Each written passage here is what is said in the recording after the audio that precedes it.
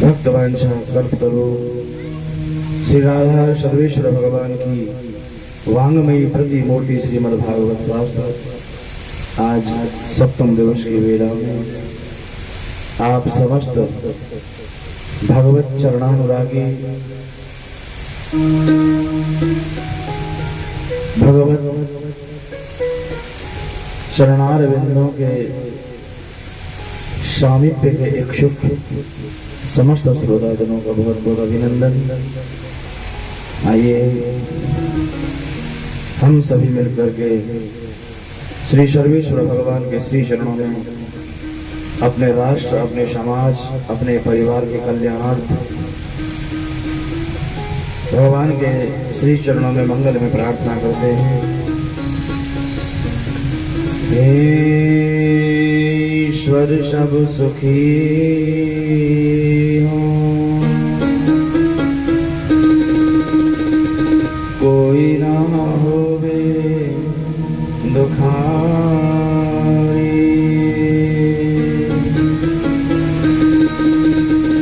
सब हो निरोग भगवान,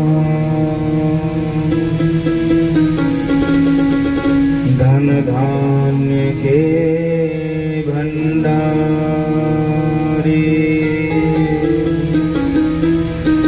सर्वत्र भाव देखें, सद्भाव के पथिक हों, दुखिया न कोई होवे, सृष्टि में प्राणधारी,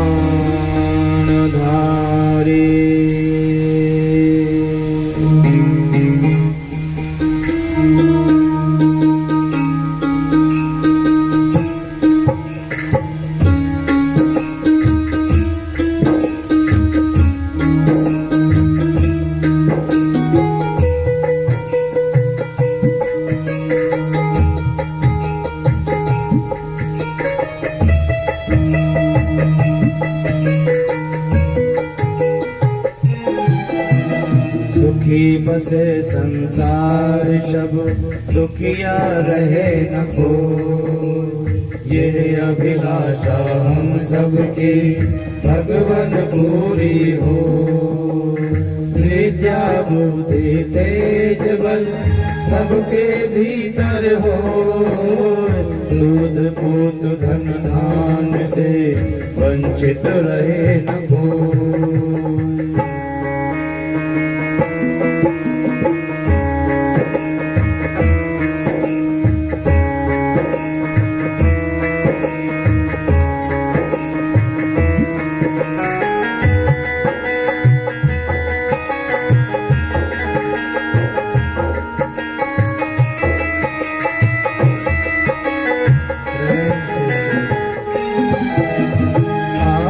भक्ति प्रेम से मन होवे भरपूर, राग द्वेष से चित्त मेरा भागे को दूर। मिले भरोसा आपका हमें सदा जगदीश, आशा तेरे नाम की बनी रहे ममई।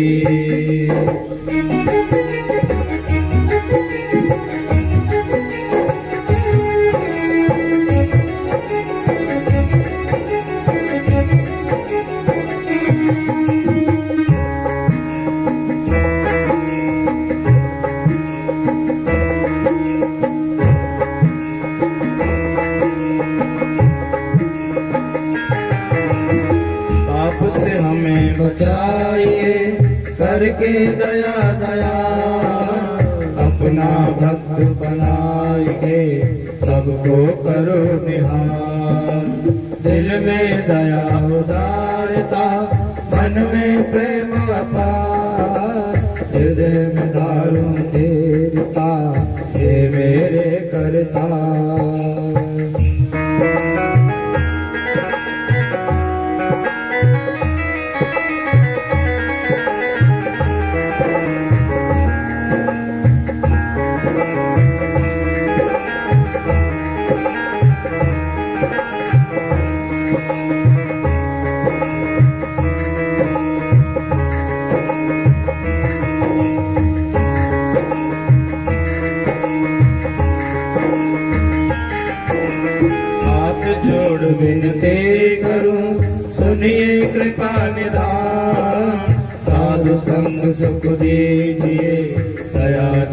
का दान, ओ दीजिए दया धर्म का दान, दीजिए दया धर्म का दान, ओ दीजिए दया धर्म का दान, दीजिए दया धर्म का दान, दीजिए दया धर्म का दान, दीजिए दया धर्म का दान।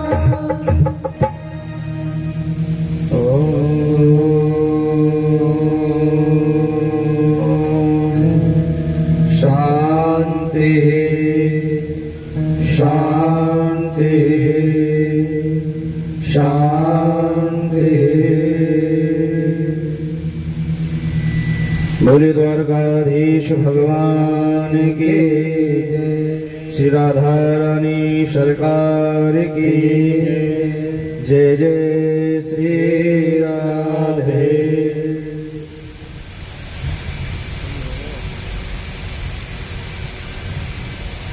देखिए हम सब इतने विभागों में बटे हुए हैं,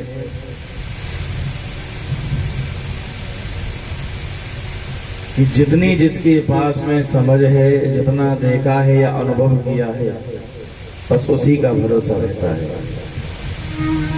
उससे ऊपर नहीं बढ़ पाते। एक बार क्या होता है कि एक अंधों का गांव होता है, उस अंधों के गांव में हाथी आ गया, हाथी चिंगाड़ा। जब हाथी चिंगाड़ा तो गांव वालों ने सोचो भाई ये क्या आ गया है। महावत से पूछा जो हाथी लेकर के आया था कि भैया ये क्या है। महावत ने कहा भाई ये हाथी है। गांव बोले भाई हमें भी दिखाओ हाथी कैसा होता, हम भी देखेंगे। महावत बोला तुम्हें दिखता तो है ही नहीं, तुम कैसे देखोगे हाथी कैसा होता है। पूरे आंखों से नहीं दिखता पर हाथों से स्पर्श करके अनुभव तो कर सकते हैं, हमें ये तो पता चलेगा हाथी कैसा होता है। अब तो सारे गांव वाले टूट पड़े, किसी ने हाथी का पैर पकड़ा, पैर को देखे, कोई पूंछ की तरफ गया, किसी के हाथ में पूंछ आई, पूंछ को देखे, किसी के हाथ में सूंड आई, सूंड को देखे, किसी के हाथ में कान आया, कान को देखे, किसी के नसीब में कमर लिखी थी तो कमर को ही देखे। महावत ने कहा देख लिया हाथी? बोले हाँ भैया देख लिया हाथी। महावत हाथी को लेकर के चला गया। गांव वाले ने पूछे भैया हाथी बड़ा सुंदर लगा, पर ये बताओ दोबारा कब लाओगे? बोले भाई 4-6 दिन बाद दोबारा लाएंगे। महावत हाथी को लेकर के चला गया। गांव वाले जिन्होंने देखा था उन्हें अच्छा लगा कि हाथी ऐसा होता है, और जिन्होंने गांव वालों ने हाथी नहीं देखा था, वो गांव वाले जिन्होंने हाथी देखा था उनसे पूछ रहे कि भाई हाथी कैसा होता है। जिन्होंने हाथी का पांव देखा था ना, वो तो इतना ही बता रहे थे भाई गोल गोल होता है खंबे जैसा, ऐसा हाथी होता है। जिन्होंने पूंछ देखी थी वो बोले नहीं नहीं नहीं झूठ बोल रहे, हाथी ऐसा होता है पतली पतली झाड़ू जैसा, बाल भी होते। जिसने कमर देखी उसने कहा नहीं नहीं सब झूठ बोल रहे, चबूतरा जैसा होता है हाथी। जिसने कान देखा उसने कहा कि नहीं नहीं नहीं झूठ बोल रहे हैं, हाथी हमने भी देखा था, हाथी तो ऐसा होता है सूप जैसा, छाछ जैसा, जैसे गेहूं साफ करते हैं। जिसने सूंड पकड़ी थी वो कहा नहीं नहीं नहीं सब झूठ बोल रहे हैं, हाथी तो ऐसा होता है जैसे पेड़ का तना होता है ना, खुरदरा सा, नीचे से पतला ऊपर से मोटा होता चला जाता है, पेड़ के तने जैसा होता है हाथी। सबने अपने अपने विचार व्यक्त कर दिए। सबने जितना देखा था, जितना समझा था, उतना ही बताया कि ऐसा हाथी होता है। गांव वालों में विवाद बढ़ने लगा। भाई जिनका पक्ष भारी वो अपनी बात का ज्यादा मान रहे, नहीं नहीं नहीं हाथी तो तरे जैसा होता है, कोई छाछ जैसा होता है, कोई चबूतरे जैसा होता है, कोई खंबे जैसा होता है। जिसकी जितनी ज्यादा अधिक संख्या उसी पर बल दे। और गांव में क्या बन गया? बन गए अलग अलग दल बन गए। क्या बन गए? दल। पूरे गांव में फिर क्या हो गए? दल ही दल, दल दल दल दल हो गई। पूरे गांव में दल दल। कुछ लोग गांव के बाहर गए थे तीर्थ यात्रा करने के पश्चात गांव में, उन्होंने पूछा भैया गांव में विवाद कैसा है। गांव वाले बोले भैया एक दिन गांव में हाथी आया था, हाथी को लेकर के विवाद है। वस्तुतः ये विवाद आज भी हमारे सबके जीवन में है। हमने जिस चीज का जितना अनुभव किया है ना, जितना देखा है, उसी को गाते हैं, उससे ऊपर उठ ही नहीं पाते।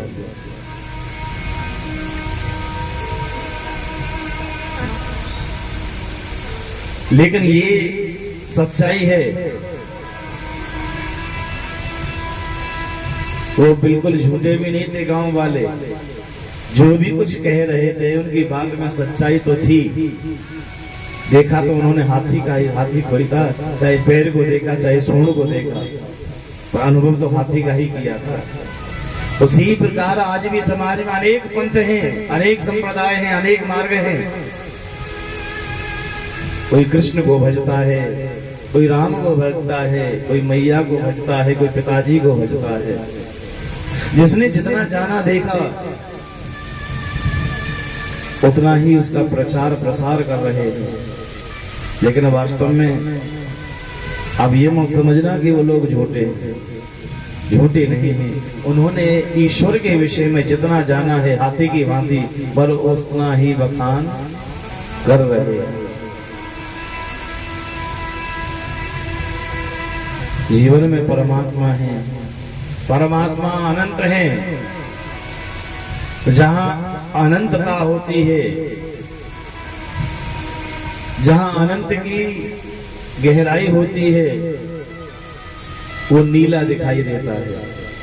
आकाश नीला क्यों दिखाई देता है पता है? कि आकाश अनंत है इसलिए नीला दिखाई देता है। और आप कभी भी देख लेना, जहां पर बहुत ज्यादा जल भरा होगा ना गहराई में, वो पानी भी आपको नीला दिखाई देगा। जो अनंत है ना, जो नीला है, वो अनंतता का सूचक है, गहराई का सूचक है।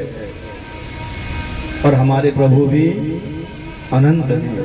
तुलसीदास जी ने रामायण में लिखा भी है कि हरि अनंत हरि कथा अनंता, कहीं सुनहि बहुविधि सब संता। भगवान अनंत है, भगवान की लीलाएं अनंत हैं। जो भगवान का रूप आपको अच्छा लगता है उसी को अपनाओ, भगवान की भक्ति करो। यही तो कथा का मूल उद्देश्य होता है कि आप सब सन्मार्ग पर चलें, भक्ति मार्ग पर चलें, भक्ति के पथ पर चलें। लेकिन भक्ति का मार्ग इतना सुगम नहीं है जितना हम समझते हैं। भक्ति का मार्ग नंगी तलवार पर खुले पैरों से, अर्थात नंगे पैरों से चलने के बराबर है। धार धार तलवार पर।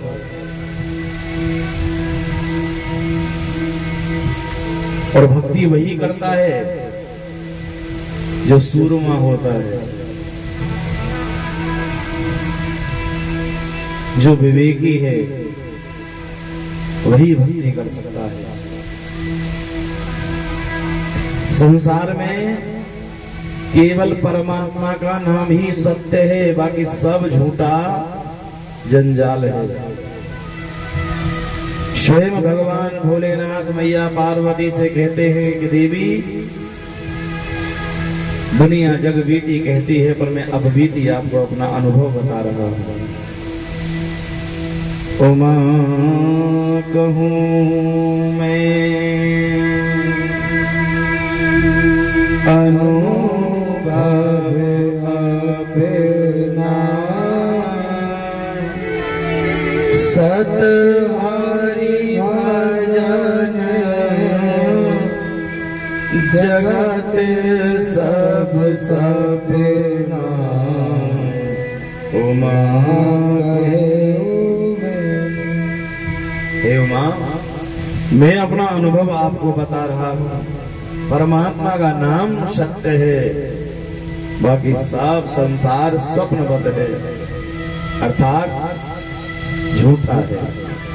सपना कैसा होता है? झूठा। हम जब रात को देखते हैं ना, तो रात को सपने में पड़े पड़े देखते कि भाई कुल्लू मनाली घूम रहे हैं, कभी नैनीताल घूम रहे हैं, पता नहीं कहाँ कहाँ पहाड़ियों में घूमते रहते हैं, और जब सपना देखते हैं तो ऐसा लगता है कि जो भी हम देख रहे हैं वो बिल्कुल सत्य है। और जैसे ही आंखें खुलेंगी पता चलता है उसी पुरानी खाट पर, उसी पुरानी दरी पर पैर पटक रहे हैं। तब पता चलता है कि रात्रि में जो भी देखा सब झूठा था, मिथ्या था। सत्य तो केवल संसार में ईश्वर का नाम है, ठाकुर जी का नाम है, मेरे गोविंद का नाम है, परमात्मा का नाम है। बाकी सारे संसार में विश्व भरा है, विश्व व्याप्त है।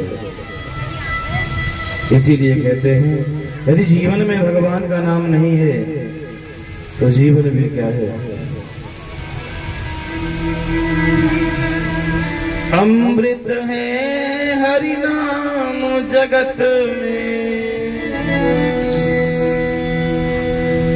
अमृत है हरि नाम जगत में,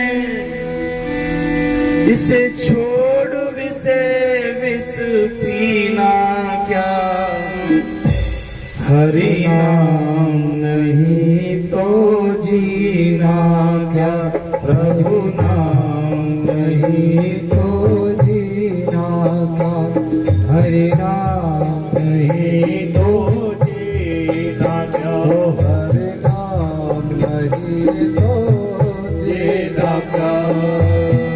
अमृत है हरि नाम जगत में, अमृत है हरि नाम जगत में, छोड़ विषम विष पीना क्या, हरि नाम नहीं तो जीना क्या, हरि नाम नहीं तो जीना क्या। प्रेम से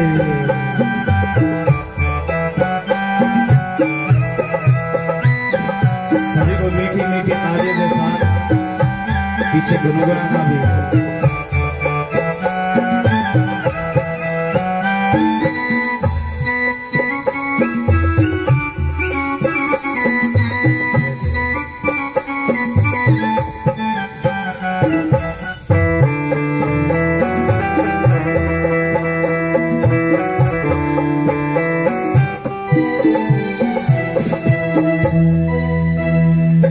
हम जीवन भर आयोजन बनाते रहते हैं, कभी समय हमारे हाथ में है।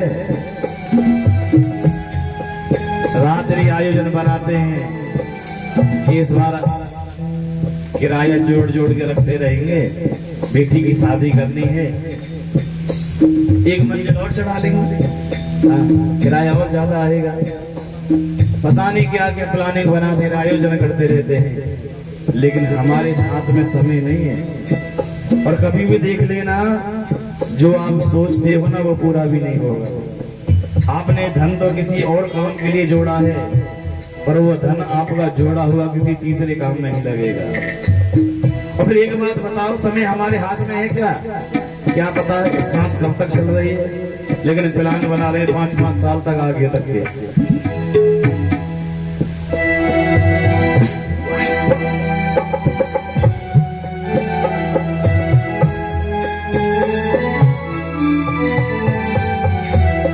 काल सदा अपने रस डोले, ना जाने कब सिर चढ़ बोले, ना जाने कब सिर चढ़ बोले, ना जाने कब सिर चढ़ बोले।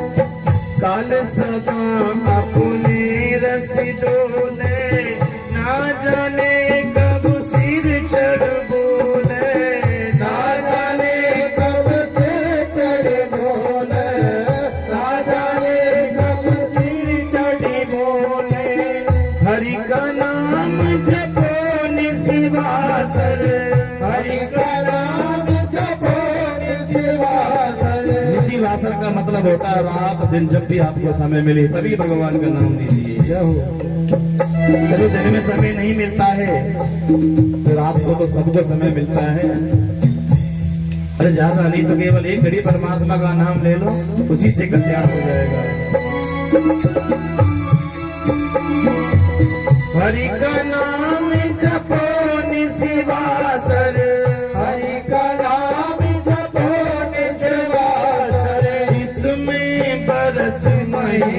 क्या, हरि नाम नहीं तो जीना क्या, हरि नाम नहीं तो जीना। अमृत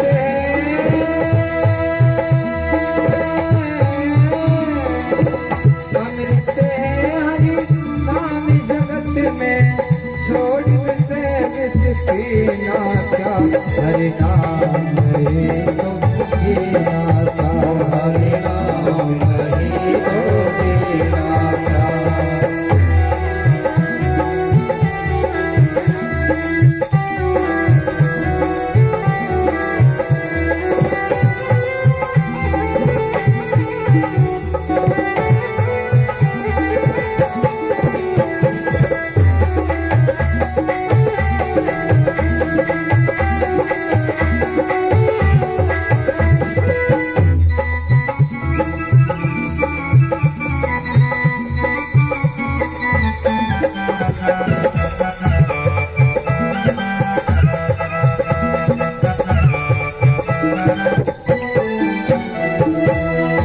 भगवान कहते हैं कि मेरे नाम में ही सारे तीर्थ हैं, कहीं भटकने की जरूरत नहीं है।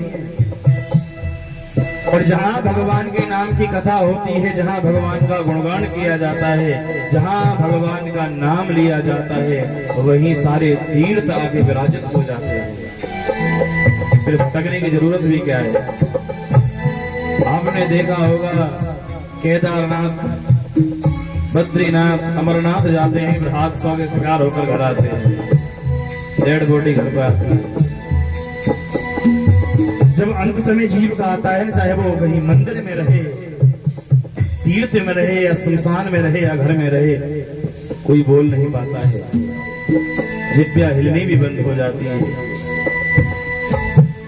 और फिर भगवान स्वयं कहते हैं कि मेरा नाम ही तीर्थ स्वरूप है, फिर कहीं भटकने की जरूरत भी क्या है। और ये पावन ज्ञान गंगा आपके प्रांगण में बह रही है, इसे छोड़ के भी हम दूर कहीं भटके तो हमारी मूर्खता है।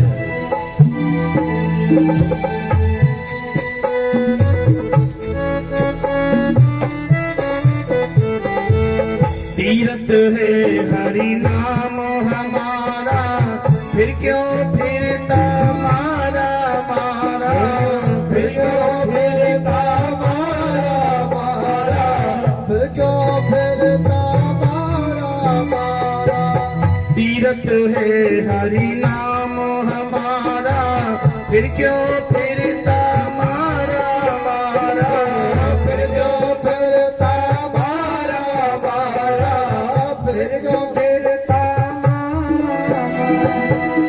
अंत समय प्रभु नाम नावे, अंत समय प्रभु नाम नावे, अंत समय हरि नाम नावे, अंत समय हरि नाम नावे।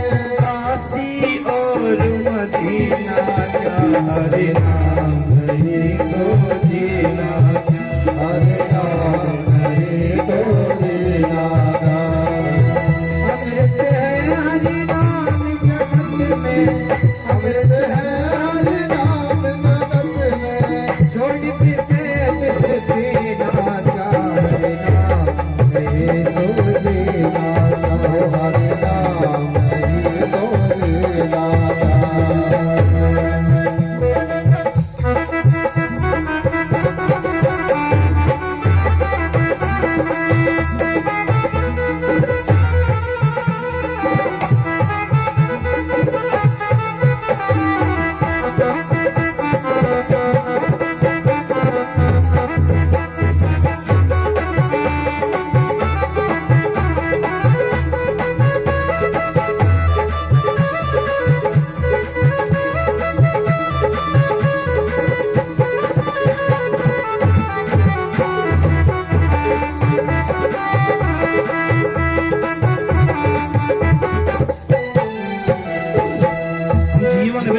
को सजाते रहते हैं,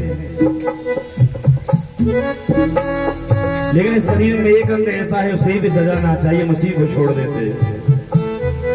दुनिया भर के आभूषण पहनेंगे, कंठ में हार पहनेंगे, उंगलियों में अंगूठी पहनेंगे, हाथ में कंगन पहनेंगे, पैरों में पायल पहनेंगे, और तो औरत अंगूठा में पहनना भी शुरू कर दिया है, नया फैशन, पैर का अंगूठा में पहनते कहीं कहीं। जीवन भर शरीर को सजाते, दुनिया भर की माताएं होती है ना, कहीं जाना हो दुनिया भर की क्रीम पोत लेंगी और अपनी सहेली से पूछेंगे देख कैसी लग रही है, तो ये कहेगी ना धोरो धोरो सब होंडो लग रहा है, धोरो तो लगे कुछ दुनिया भर की क्रीम पोती है। मैं नहीं कहता श्रृंगार मत करो, करना चाहिए, हम ठाकुर जी का श्रृंगार भी तो करते हैं, अनमोल शरीर मिला है, खूब सजाओ, ठाकुर जी को भी सजाना चाहिए। मेरे शरीर में एक अंग ऐसा है उसे भी सजाना चाहिए, लेकिन उसी को छोड़ देते हैं, और वो अंग कौन सा है?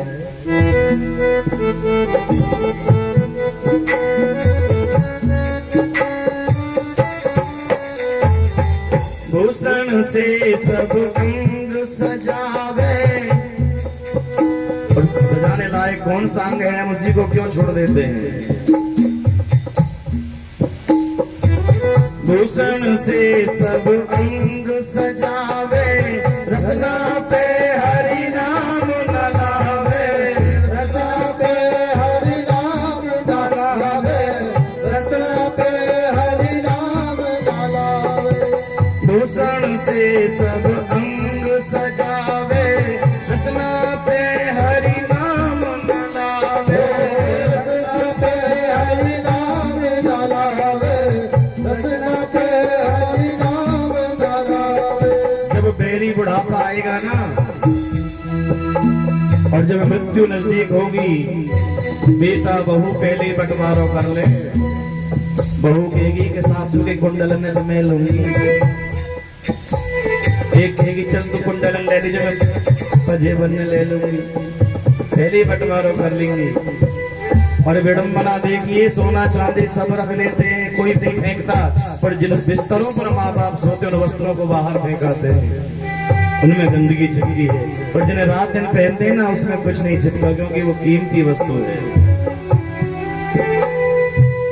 देह पड़ी रह जाए यहीं पर, देह पड़ी रह जाए यहीं पर, देह पड़ी रह जाए यहीं पर, देह पड़ी रह जाए यहीं पर। कुंडल और दकीना क्या हरि नाम नहीं तो देना क्या हरि नाम नहीं तो देना क्या।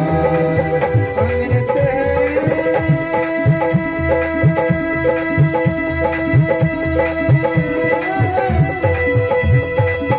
अमृत है हरि नाम जगत में, अमृत है हरि नाम जगत में।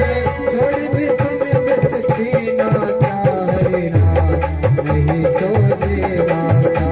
हरि नाम नहीं तो देना क्या, हरि नाम नहीं तो देना क्या, हरि नाम नहीं तो देना क्या, हरि नाम नहीं तो देना क्या। बोलिए भक्तवत्सल भगवान की जय, द्वारकाधीश भगवान की जय, रुक्मणी महारानी की जय, जय जय श्री राधे श्याम। कल की कथा में आपने श्रवण किया था रास पंचाध्याय की कथा, भगवान के मथुरा गमन की कथा, और कंस वध की कथा, उद्धव चरित्र की कथा, और ठाकुर जी के विवाह की कथा। और आइए यहीं से कथा को प्रारंभ करते हैं। राज्ञासीत् भीष्मको नाम विदर्भा तिरुपतिर्महान्,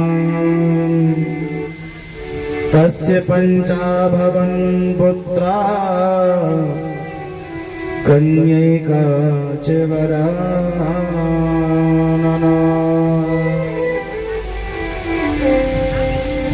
कुंदनपुर के राजा है महाराज भीष्मक, 5 पुत्र हैं, रुक्मरथ, रुक्मबाहु, रुक्मकेश, रुक्ममाली, और सबसे बड़ा है रुक्मी। एक दिन महाराज भीष्मक समुद्र में स्नान करने के लिए जाते हैं और महाराज भीष्मक ने कमल के फूल पर एक नन्ही सी बच्ची को खेलते हुए देखा। उस बच्ची को घर लाए, पालन पोषण किया, समस्त शिक्षाओं से पारंगत कराया, समस्त शिक्षाओं में 64 कलाएं सिखाई। 64 जब विद्याओं में निपुण हो गई, रुक्मणी विवाह योग्य हो गई धीरे धीरे। आज एक बात और ध्यान देना, जो ये रुक्मणी है ना वही लक्ष्मी बनकर के आई है। नारायण जब राम बने तो लक्ष्मी जी कौन बनकर के आई? सीता जी। कहां से पैदा भई? भूमि से। नारायण जब कृष्ण बने तो रुक्मणी जी ये लक्ष्मी जी का स्वरूप है। लक्ष्मी जी रुक्मणी बनकर के आई। तो कहां से पैदा हुई हैं रुक्मणी जी? कमल के फूल से।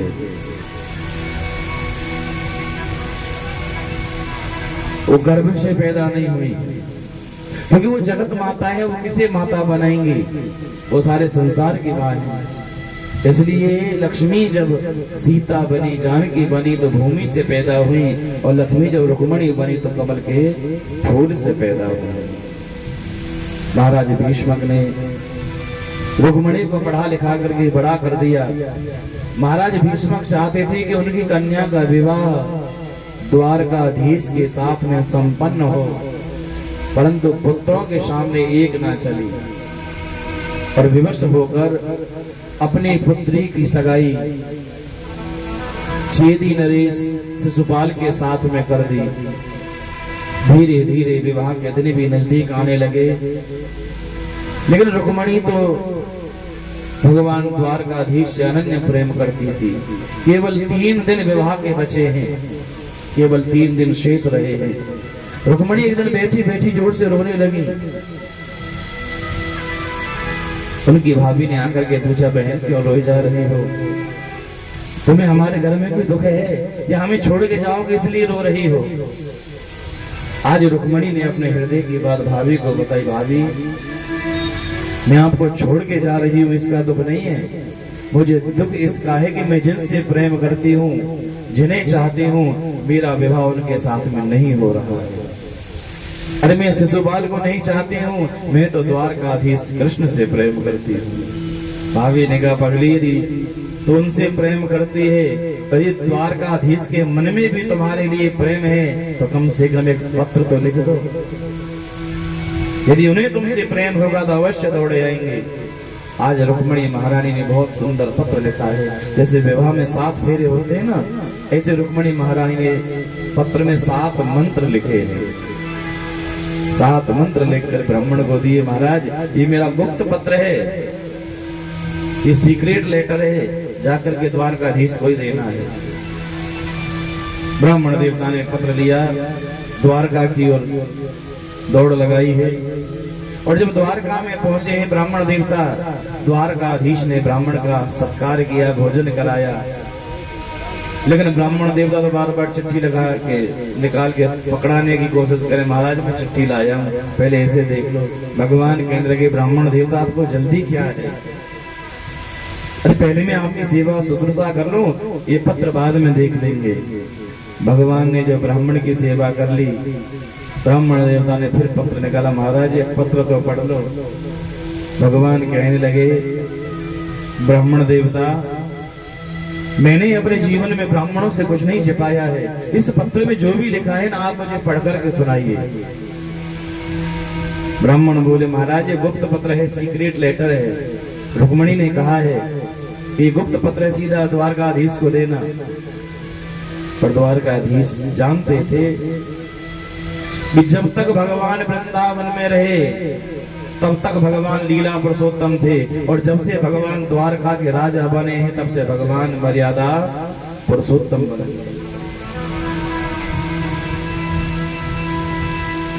एक राजा की मर्यादा होती है कि राजा किसी भी कुंवारी कन्या का पत्र अकेले में नहीं पढ़ सकता है, दोष होता है। इसलिए भगवान ने पत्र हाथ में नहीं लिया। भगवान ब्राह्मण से बोले, महाराज आप ही पत्र पढ़ करके सुनाओ चिट्ठी में क्या लिखा है। और चिट्ठी बहुत सुंदर लिखी थी रुक्मणी महारानी ने।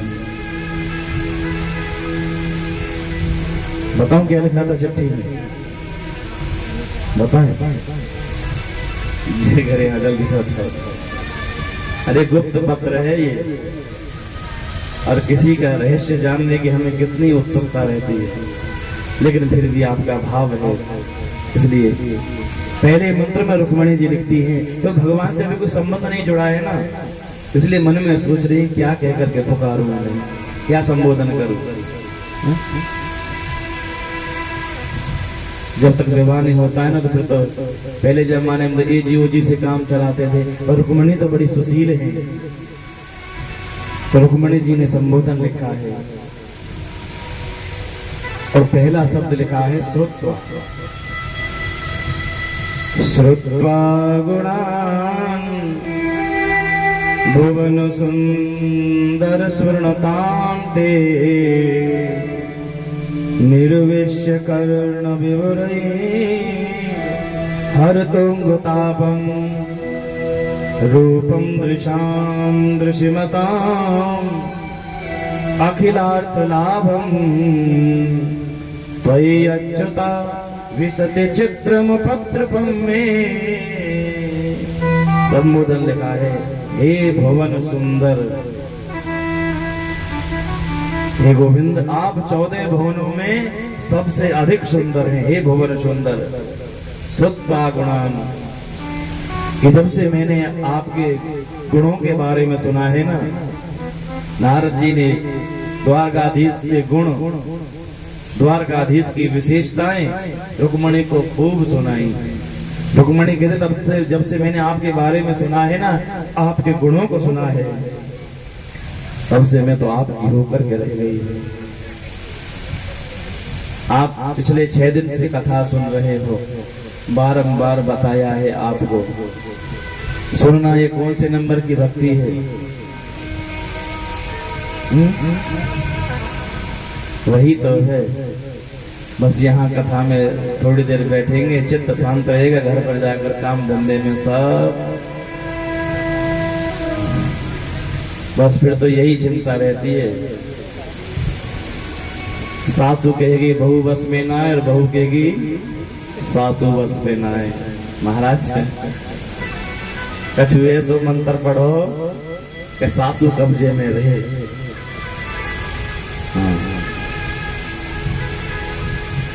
अभी आपको मन ही कब्जे में नहीं है, आप कैसे इसको कंट्रोल में करोगे? पहले मन को समझाओ, मन को तो अपने काबू में लाओ। हमारा मन यदि हमारे संयम में रहेगा, हमारे अनुकूल रहेगा, तो सासू क्या, पूरा गांव आपके अंदर में आ जाएगा। आप सासू की चिंता करते हो।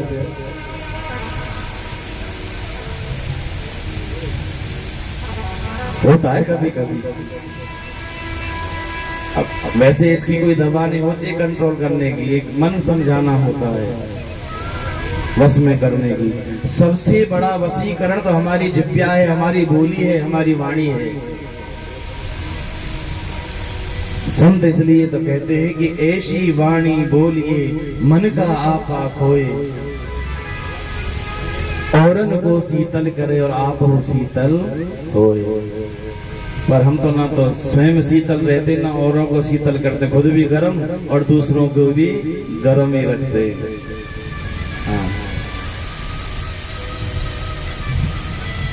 एक बार एक माता जी चली गई किसी झाड़ फूंक वाले के पास में, बोले महाराज जी ऐसी दवाई दो जो मेरी बहू बहुत बोले, कंट्रोल में रहे। कोई बात नहीं माता जी, ऐसा करना किसी बहाने से बहू को मेरे पास में लेकर के आना। माता जी दूसरे दिन बहू को लेकर के पहुंच गई। स्वामी जी ने बहू को दवाई दे दी, बोले पुड़िया है, अरे पुड़िया ही चूसने वाली मीठी लगेंगी। जब भी आपको गुस्सा आए ना, तभी एक पुड़िया मुंह में रख के 5 मिनट मौन व्रत करना, बस 5 मिनट। उसके बाद में खूब लड़ाई करना, जब भी बहू को गुस्सा आवे सासू तुरंत ला के दवाई दे कि बहू बाद में लड़ेंगे, पहले पुड़िया मुंह में ले। अब बहू जैसे पुड़िया मुंह में रखे तो स्वामी जी ने बताया 5 मिनट मौन रहना है, तो बेचारी मौन रह गए। 5 मिनट में फिर क्रोध शांत हो जाए, लड़ाई का मूड ही ऑफ हो जाए। धीरे धीरे घर में लड़ाई होनी बंद हो गई। सासू को लगा भाई दवा तो बहुत अच्छी है, और भी लेके आऊं महाराज जी के पास से। सासू गई, महाराज जी ऐसा करो, जो दवाई आपने हमारी बहू को दी थी ना, उसमें 10-5 पुड़िया और दे दो, किसी को काम आएंगी तो मैं दे दूंगी। और महाराज जी ये बताओ वो पुड़िया थी क्या? महाराज जी बोले उसमें कुछ नहीं था, मैंने पुड़िया बना बना के चॉकलेट बंद करके देती, टॉफी। और जो हमारा आवेश होता है ना, लड़ने का आवेग होता है, क्रोध होता है, केवल क्षणिक होता है 5 मिनट का, बस उसको संभाल लो, अपने आप झगड़ा बंद हो जाएगा। और मुझे लगता है यदि मुझे यहाँ दिल्ली में आना पड़ेगा ना हर जगह, तो पुड़िया मुझे ही बनानी पड़ेगी।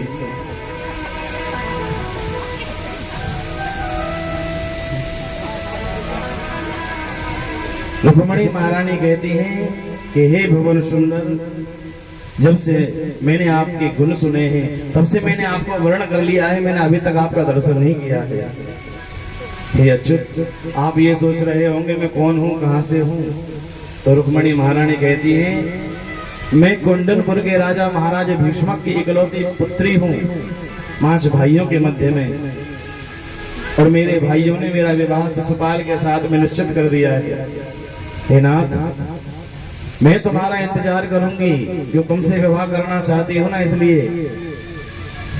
और मैं कात्यायनी मंदिर पर आपका इंतजार करूंगी। हमारे कुल की परंपरा है कि विवाह से पहले कन्या कात्यायनी मंदिर जाती, मैं भी जाऊंगी, आप वहीं आ जाना, और वहीं से हम 9-2-11 हो जाएंगे। अंतःपुरांतरचरिं अनिहत्य बंधुं त्वामुद्वहे कथमिति प्रवदाम्युपायम् पूर्वेद्युरस्ति महती कुलदेवी यात्रा यस्यां बहिर्नववधू गिरिजामुपेयात्। हे नाथ, मैं आपका इंतजार करूंगी कात्यायनी मंदिर पर। यदि आप नहीं आए तो मैं प्राण त्याग दूंगी, पर शिशुपाल के साथ मैं कदापि विवाह नहीं करूंगी। यदि आप नहीं आए तो आपके लिए कितनी लज्जा की बात होगी, कितनी लज्जा की बात होगी कि एक सिंह के भाग को कोई गीदड़ लेके भाग जाए। हे नाथ, मैं आपका भाग हूं, आप सिंह हैं और ये शिशुपाल गीदड़ है। हे गोविंद, हे द्वारकाधीश, मैं आपका इंतजार करूंगी, आप अवश्य आना। ब्राह्मण देवता ने पत्र पढ़कर के गोल करके रख लिया। पंडित जी बोले महाराज मैं जाऊं? भगवान बोले जाऊं नहीं, चले।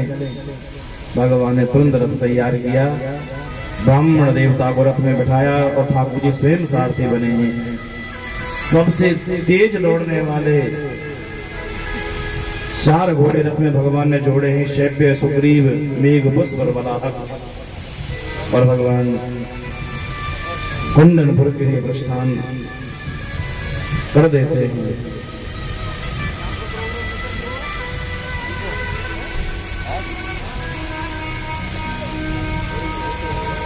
दाऊ भैया को पता चला, दाऊ भैया दौड़े दौड़े आया, आकर के देखा द्वारकाधीश नहीं है, लेकिन भगवान तो कुंडनपुर पहुंच गए।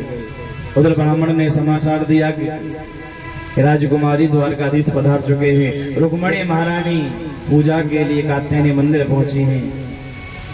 कात्यायनी का सुंदर पूजन किया है, और पूजन करने के बाद जैसे मंदिर से बाहर आई, द्वारकाधीश पर दृष्टि पड़ी, छम छम करती हुई गई, द्वारकाधीश को पुष्पों की माला पहनाई। द्वारकाधीश ने रुक्मणी का हाथ पकड़ा, और द्वारकाधीश रथ में रुक्मणी को बिठाकर 9-2-11 हो लिए। सैनिक तो बस यही करते रह गए कि भैया ले गोले गोले गोले गोले। रुक्मणी को लेकर के द्वारकाधीश द्वारका में पधारे। द्वारकावासियों ने भव्य स्वागत किया। द्वारकावासी बोले लाला आपको प्रथम विवाह है, पहलो विवाह है, और आपका विवाह तो बड़ी धूमधाम से होना चाहिए। इस प्रकार साधारणता से नहीं होगा। अब तो द्वारकावासी विवाह की तैयारी करनी प्रारंभ कर देते हैं। द्वारका में दो पक्ष बन गए हैं, एक वर पक्ष और दूसरा कन्या पक्ष। हमारे गोविंद को दूल्हा बनाया, सुंदर वस्त्र पहनाए, बोर मुकुट पहनाया और द्वारकाधीश दूल्हा बनकर जब द्वार पर पहुंचे तो द्वार पूजन हुआ है, विवाह की संपूर्ण प्रक्रिया निभाई गई है। और आप जानते हो, जब तक विवाह में गालियों का आदान प्रदान ना हो ना, तब तक विवाह का सारा आनंद फीका है। विवाह में आनंद तभी आता है जब गालियों का आदान प्रदान होता है। जो रुक्मणी जी की सखी बनी थी ना, जो गोपियां, अब वो तो कन्हैया को गाली जा दे रही है विवाह में। कह रही है, लाला हमने सुना है तुम्हारे दो पापा हैं, लाला हमने ये भी सुना है कि तुम्हारी दो मम्मी हैं, यशोदा और देवकी। लाला हमने ये भी सुना है कि तुम्हारी मैया भी गोरे, तुम्हारे भैया भी गोरे, तुम्हारे बाबा भी गोरे, पर काले तुम ही कैसे भये? कहीं बाहर से आए होगा। लाला हमने ये भी सुना है कि तुम्हारी भुआ जी को कुंवारेपन में ही पुत्र पैदा हुआ था, कर्ण। लाला हमने ये भी सुना है, एक राज की बात बतावे, कि तुम्हारी बहन सुभद्रा अर्जुन के साथ में भाग गई, लेकिन भगवान फिर भी हंसे जा रहे हैं, हंसे जा रहे हैं। अरे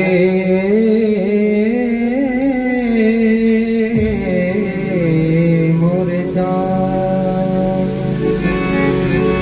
है, सुन नटखट नंद के लाल, कन्हैया तो आपन के, सुन नटखट नंद के लाल, कन्हैया तो आपन के, सुन नटखट नंद के लाल, कन्हैया तो आपन के, सुन नटखट नंद के लाल, कन्हैया तो आपन के, सुन नटखट नंद के लाल।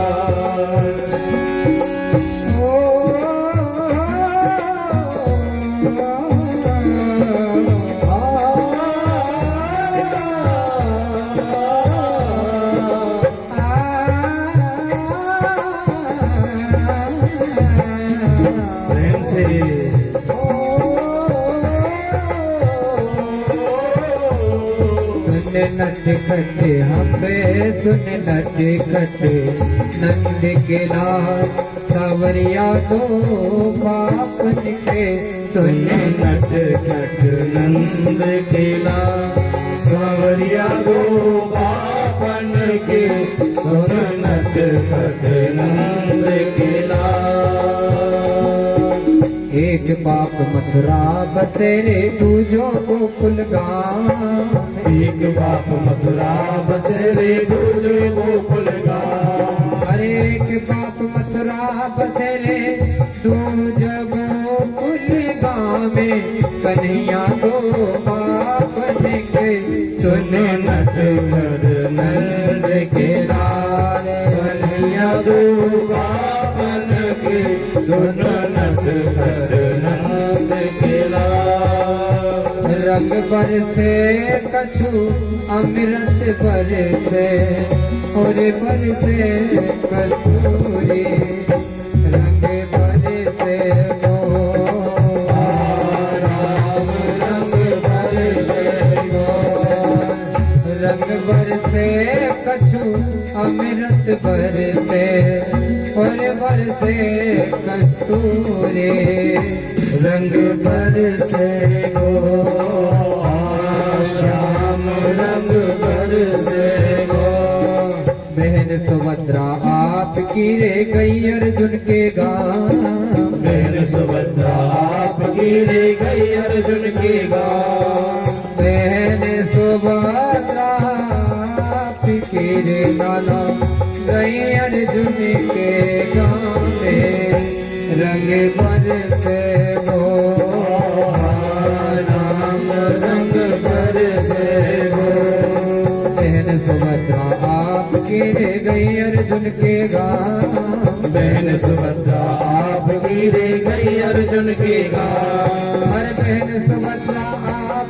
लाला गई अर्जुन के गाँव में कन्हैया तो बापन के सुनो नटवर नंद के लाल कन्हैया दो बापन के सुनो नटवर नंद के लाल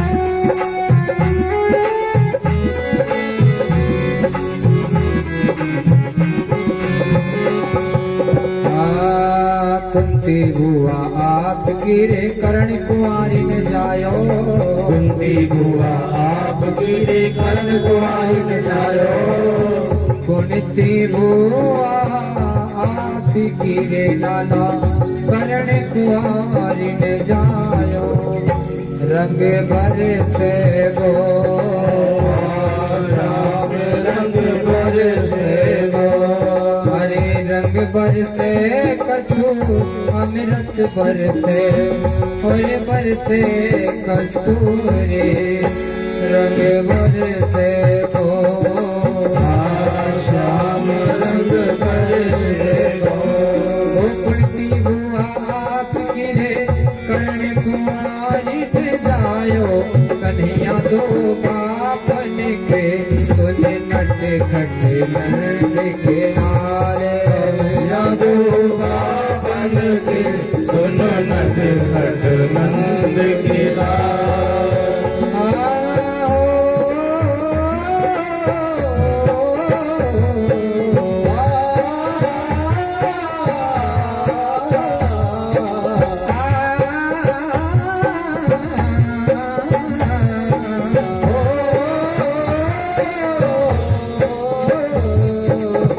यशोदा आप गिरे दूजी देवी की माँ मात यशोदा आप गिरे दूजी की माँ मात यशोदा आप गिरे दूजी देवी की माँ मात यशोदा आप गिरे दूजी देव की माँ और एक माता तो यशोदा तेरी एक माता तो यशोदा तेरी दूजी देवी की माए कन्हैया दो बापन के नट खट नंद के लाले यादो बापन के सुनो नट खट नंद के लाल सरिया दो बापन के सुनो नट खट नंद के लाल कन्हैया दो बापन के सुनो नट खट नंद के लाले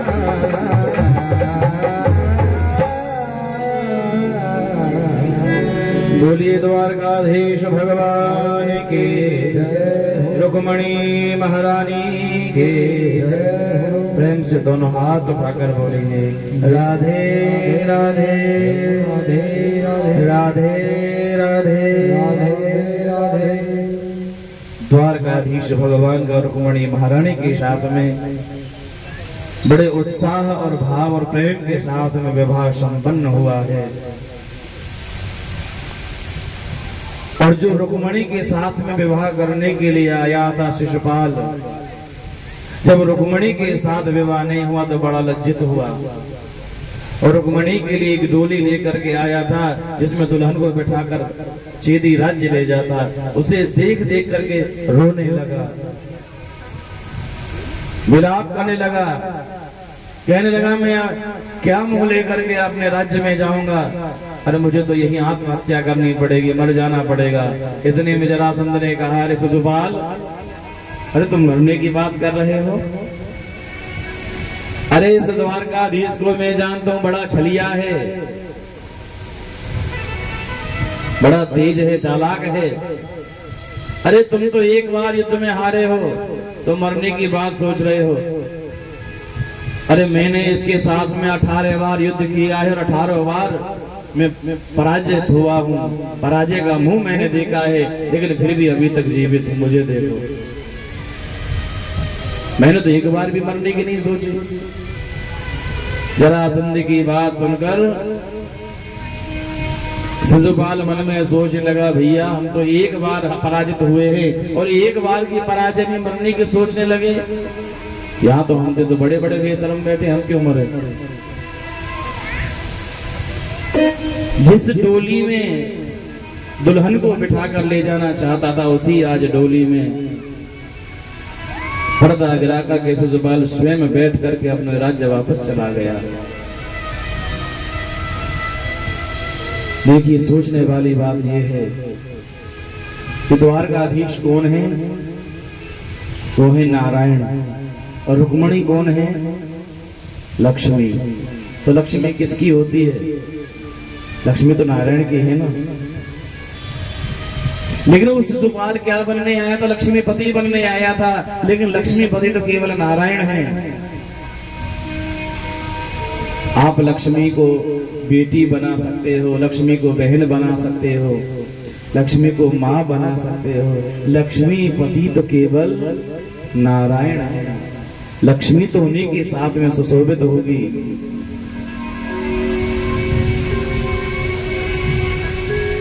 और जो धन होता है ना, धन की 3 गति होती है। गीता जी में भगवान ने लिखा है, दान, भोग और नाश।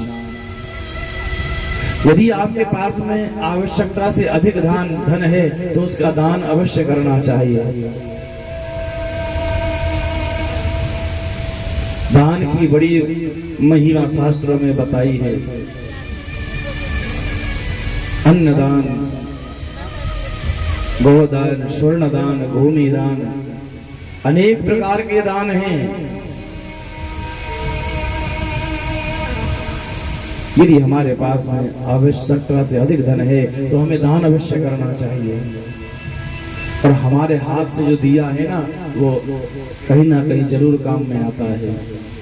कई बार हमारे साथ में कोई दुर्घटना घट जाती है और उस दुर्घटना से यदि हम बच जाते हैं तो बड़ी बूढ़ी कहती है ना, तब वो दान आड़ी आया है, काम में आया है। नहीं तो कोई नहीं कह सकता तुम्हारे पति बच जाते हैं, तुम्हारा बेटा बच जाता है। पर आपका दिया हुआ कोई ना कोई चुपटी आपने दी होगी, कोई दान आपने दिया होगा, आज वही काम में आया है।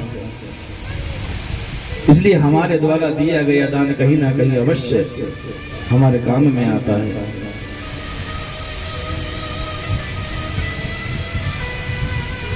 इसलिए कहते हैं, दान धर्म का मूल है, पाप मूल अभिमान। और शुद्ध क्या है कि दया धर्म का मूल है।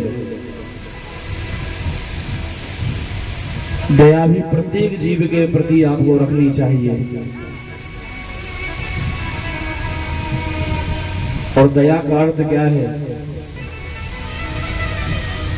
दया का अर्थ ये नहीं है कि कोई भूखा पड़ा है, प्यासा पड़ा है, कोई दुखी है और हम वहां से निकलते जा रहे हैं। यदि किसी का एक्सीडेंट हो गया है तो ज्यादातर लोग क्या करते हैं, मदद करने के बजाय वीडियो बनानी शुरू कर देते हैं।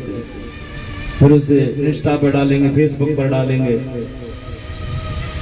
अरे भैया, आपको वीडियो बनाने की जरूरत नहीं है, जरूरत है उसके प्राण बचाने की, उसकी मदद करने की। और हमारे अंदर से दया भावना तो लगभग समाप्त हो चुकी है। इसलिए गीता जी में भगवान कहते हैं कि जो धन होता है ना, धन की 3 गति है, दान, भोग और नाश। आपके पास में अधिक धन है तो दान करो। यदि आपके पास में केवल उपभोग करने के योग्य धन है तो उस धन का उपभोग करो, अपने काम में लो। यदि आप धन का ना दान करते हैं ना अपने काम में लेते, उसका उपभोग करते हैं, भोग करते हैं, तो धन अपने आप तीसरी गति कर देता है, क्या? नाश। बस आप जमा करते रहो, अपने आप वो विनाश की ओर आपको ले जाएगा। राजा परीक्षित ने प्रश्न किया सुखदेव भगवान से, गुरुदेव, द्वारकाधीश भगवान रुक्मणी के क्या संतान हुई, उसका वर्णन कीजिए। सुखदेव भगवान ने कहा, राजन,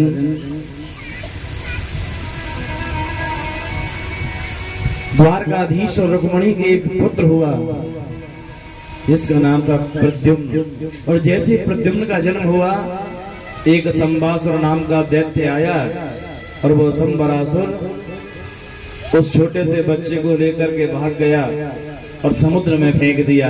उसी समय एक मछली श्वास लेने के लिए जल के ऊपर आ रही थी, उसने मुंह खोला हुआ था और वो प्रद्युम्न उस मछली के मुख में जा गिरा। मछुआरे ने जाल डाला, उसी मछली को पकड़ा, बाजार में बेच दिया और घूमते घूमते वही मछली जिसने प्रद्युम्न को निगला था, वही मछली उस संबरासुर की पाकशाला में पहुंच गई, रसोई घर में पहुंच गई। रसोई ने जैसे उस मछली के दो हिस्से किए, उसके उधर से एक बच्चा निकला। उस बच्चे को देखकर संबरासुर को भी दया आ गई और धीरे धीरे उस बच्चे का वो पालन पोषण करने लगे और उस बच्चे की सेवा में एक सेविका लगा दी। धीरे धीरे जब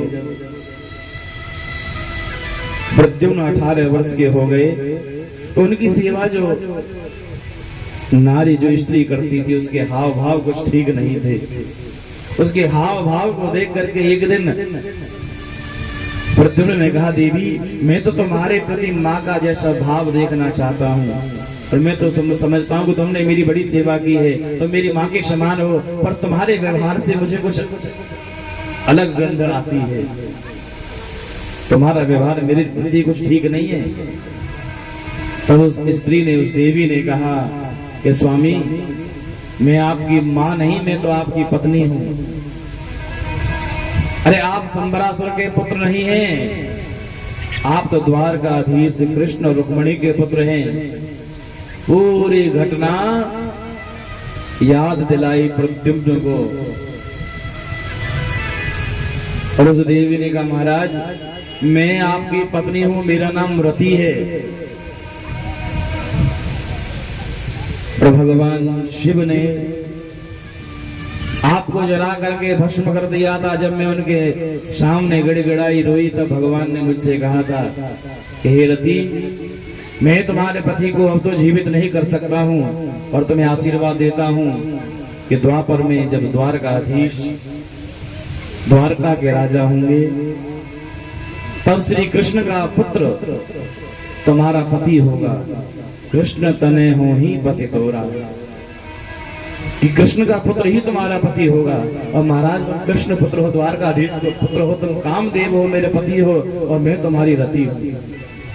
ये संबरासुर तो आपको हरण करके लाया था, मारने की दुर्भावना से। अब तो क्रोध जाग गया प्रद्युम्न के तन में। प्रद्युम्न ने संबरासुर को ललकारा, हे संबरासुर, अरे तुम मुझे मारने की दुर्भावना से मेरा हरण करके लाए थे। अरे मैं कृष्ण पुत्र हूँ, आज तो मैं जीवित नहीं छोड़ूंगा। अब तो संबरासुर भी क्रोध में भर गया। संबरासुर कहने लगा, अरे सपोले, आज तक मैंने तुझे ही दूध पिलाया, पाल पोस करके बड़ा किया, अब तू मेरे सामने खड़ा हो रहा युद्ध करने के लिए, मैं तुझे जीवित नहीं छोड़ूंगा। दोनों के मध्य में बड़ा भयंकर हुआ युद्ध हुआ और अंततो गत्वा प्रद्युम्न ने संबरासुर का वध कर दिया। और आज 20 वर्ष के बाद प्रद्युम्न रति के साथ में द्वारका में वापस लौटते हैं। द्वारका वासियों ने भव्य स्वागत किया है। द्वारका वासी कहने लगे, जब हमारे लाला गए तो अकेले गए थे महलों से, और जब 20 वर्ष के बाद वापस लौटे हैं तो बहू रानी साथ में लेकर के आए हैं। सुखदेव भगवान से राजा परीक्षित ने प्रश्न किया, गुरुदेव ये बताइए कि हमारे द्वारकाधीश के कितने विवाह हुए? भगवान के संपूर्ण विवाहों की कथा मुझे श्रवण कराइए। सुखदेव भगवान हंसकर कहने लगे, राजन भगवान के कितने विवाह हुए उनकी कथा मैं आपको विस्तार से श्रवण करा रहा हूं, आप सुनिए। भगवान का प्रथम विवाह कुंदनपुर की राजकुमारी रुक्मणी के साथ में संपन्न हुआ। अब आपको गिनते रहना है, हाँ, बीच बीच में मैं पूछता रहूंगा आप सबसे। रुक्मणी के साथ में भगवान का कौन सा विवाह हुआ? पहला। द्वारका में एक यादव रहता था जिसका नाम था सत्राजित। सत्राजित के पास में एक मणि थी जिसका नाम था शैमंतक मणि। वो शैमंतक मणि प्रतिदिन 20 बार सोना दिया करती थी। एक दिन द्वारकाधीश ने कहा सत्राजित से, भाई सत्राजित, ये जो तुम्हारे पास में बहुमूल्य मणि है ना, इसे राज्य कोष में जमा कर दो, इससे राज्य का विकास होगा। सत्राजित ने कहा देखिए मेरी अपनी धरोहर है, मेरी निजी संपत्ति है, यदि मैं चाहूं तो ही जमा कर सकता हूं, आप दबाव नहीं बना सकते हैं। भगवान ने कहा भाई ये तो तुम्हारी स्वेच्छा है, यदि तुम्हारी मर्जी हो तो जमा कर सकते हो। सत्राजित ने मणि देने से स्पष्ट अधिकार कर दिया। भगवान बोले कोई बात नहीं। एक दिन क्या होता है कि सत्राजित का छोटा भाई उस शैमंतक मणि को गले में पहनकर शिकार खेलने के लिए जाता है, और शाम को जब वापस नहीं लौटता है तो द्वारकावासियों के मन में विचार आया कि शायद सत्राजित के छोटे भाई को द्वारकाधीश ने मरवा दिया है और मणि को छीन लिया है, क्योंकि द्वारकाधीश की उस मणि के ऊपर बहुत दिन से नजर थी। अब तो धीरे धीरे वो चर्चा पूरे द्वारका में फैल गई कि द्वारकाधीश तो हत्यारे हैं। भले ही राजा बन गए पर चोरी की आदत अभी तक नहीं छोड़ी है, अभी भी चोरी करते हैं। धीरे धीरे ये आवाज भगवान के कानों तक पहुंची तो भगवान भी बड़े विचलित हो गए। भगवान मन में सोचने लगे कि मेरे ऊपर चोरी का आरोप लगा है, अब इस आरोप को गलत सिद्ध करना ही होगा। एक दिन भगवान संध्या काल में महलों से निकले उस मणि की खोज में, और उस मणि को खोजते खोजते जंगल में निकल गए। जब बहुत दूर द्वारकाधीश निकल गए तो उन्होंने मार्ग में सत्राजित के भाई को मरा हुआ देखा। सत्राजित का भाई तो मरा पड़ा है, किंतु उसके समीप या उसके गले में शैमंतक मणि नहीं थी। तभी भगवान की दृष्टि पड़ी जो उसके मृत शरीर के पास उस सिंह के चरण चिन्ह थे। भगवान समझ गए कि शायद सत्राजित के भाई को किसी शेर ने मार डाला है।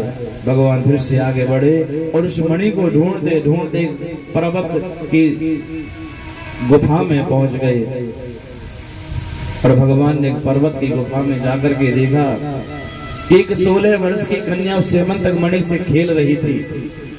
द्वारकाधीश ने कहा हे देवी, ये जो मणि तुम्हारे हाथ में है ना, ये तुम मुझे दे दो। इस मणि की खोज में ही मैं कई दिन से वन वन भटक रहा हूँ। उस कन्या ने देने से इनकार कर दिया कि मैं तुम्हें ये मणि नहीं दूंगी।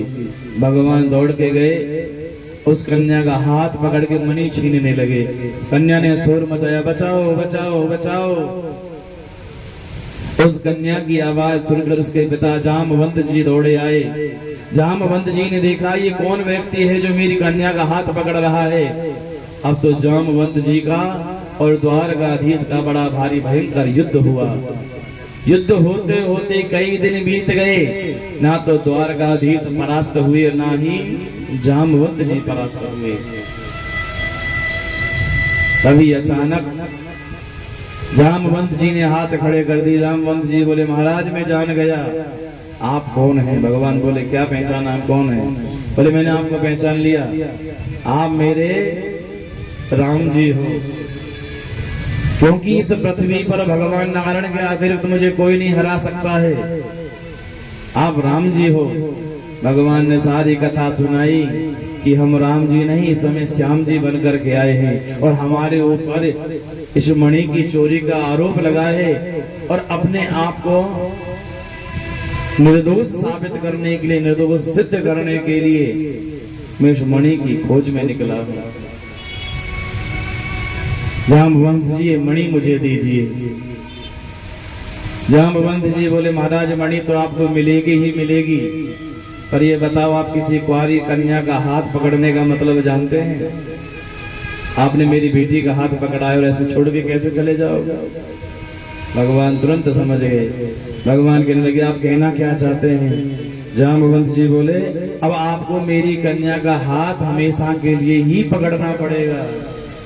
और वहीं पर जंगल में जामवंत की पुत्री जामवंती के साथ में द्वारकाधीश का विवाह संपन्न होता है। बोली द्वारकाधीश भगवान की जय। तो जामवंती के साथ में भगवान का ये कौन सा विवाह हुआ? दूसरा। गिनती तो आपको आती है। एक दिन भगवान इंद्रप्रस्थ पधारे हैं और इंद्रप्रस्थ उस समय का है राज का। आज का क्या है इंद्रप्रस्थ? दिल्ली। भगवान एक दिन दिल्ली आए पांडवों के पास में, इंद्रप्रस्थ पधारे। एक दिन सवेरे सवेरे अर्जुन और द्वारकाधीश घूमते हुए यमुना जी की ओर निकले। तभी भगवान ने देखा कि यमुना के किनारे पर एक कन्या एक पांव से खड़े होकर निरंतर तपस्या कर रही है। द्वारकाधीश ने अर्जुन से कहा, अर्जुन ये कन्या एक चरण से इतनी कठोर तपस्या किसके लिए कर रही है, जाकर के पूछो ना। अर्जुन दौड़े दौड़े गए, उस कन्या से पूछा, देवी आप इतनी कठोर तपस्या किस लिए कर रही हो, एक पांव से खड़ी हो।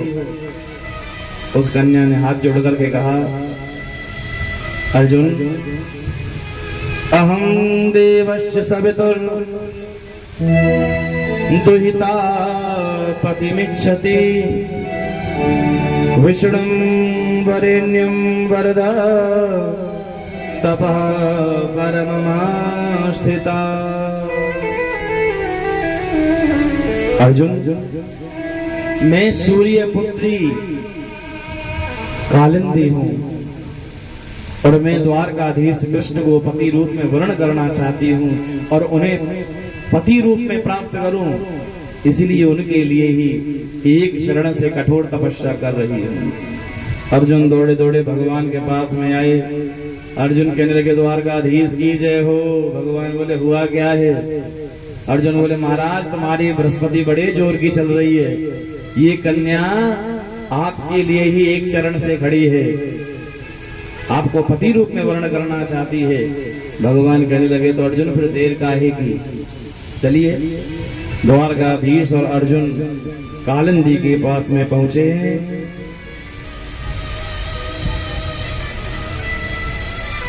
और भगवान का